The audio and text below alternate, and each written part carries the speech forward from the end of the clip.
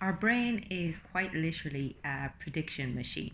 And if you think about it, it has to be. I mean, we have to predict that we're going to be hungry and organize food for ourselves. We have to predict, I don't know, that if I go out with my child, he's going to need a nappy at some stage. And so I bring a nappy bag with me, and so on and so forth. So you can see why it is an essential trait in order to facilitate our survival, to facilitate things to go well for us. That being said, when our brain makes predictions, it really attaches to them, and consequently, it will look for evidence to support what the prediction is. Now, a lot of our predictive qualities are based on past experience, are on conditioning from our childhood. So, consequently, when we have experienced something adverse, when we have experienced any type of trauma or any type of neglect or any type of suffering, our negativity bias, along with the predictive element of our brain, means that we assume that that's what's going to happen again in our current reality or indeed in the future.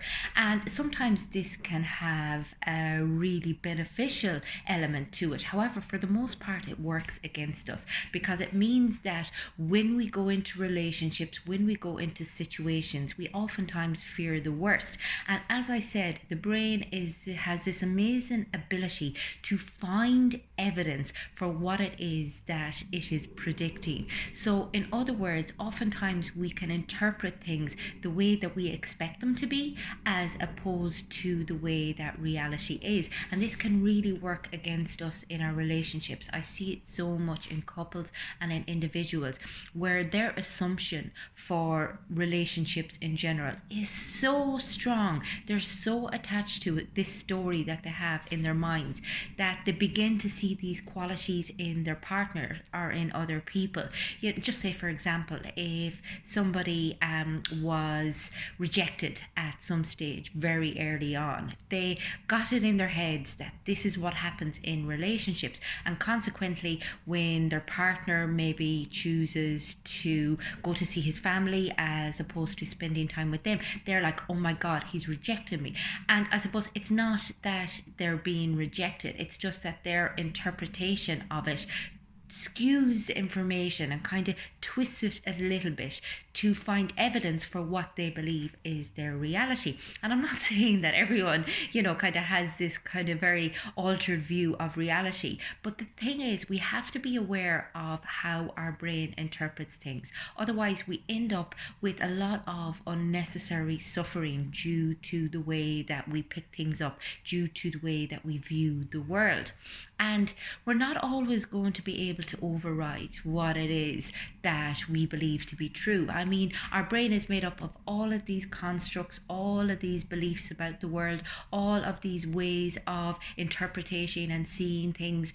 And we're not always, as I said, going to be able to override them. But what we can do is create as much consciousness and self-awareness and self-knowledge as possible to try to combat them, to try to be as objective and aware as possible about the way that we have a tendency to interpret things, and to recognize as frequently as possible, okay, is there a possibility here that I'm basing this on my past as opposed to on our current reality? And it's difficult, like it's a job, it's a task. But I mean, if you go through life with this very fixed mindset, convinced that the way that you think, the way that you believe things to be is the only way of seeing things, then you're going to fall out with a lot of people, and you're going to struggle a lot because everyone's going to hurt you in some way, shape or form when their reality is somehow different to yours. Whereas if you're willing to question things a little bit, if you're willing to be like, okay, is there a possibility that I could see things from another perspective? And I think one of the ways in which we really hold ourselves back is in assuming that everything is black and white. And again, this is kind of a cognitive bias of ours, which basically is meant to make us a lot more efficient, but which oftentimes works against us. And it's about understanding that there's always a third option. There's always, an alternative reality to be considered. And I think particularly in relationships, you have your reality, you have the other person's version of reality, and then you have the truth somewhere there in the middle. And it's about the two of you trying to get to that truth as well as possible.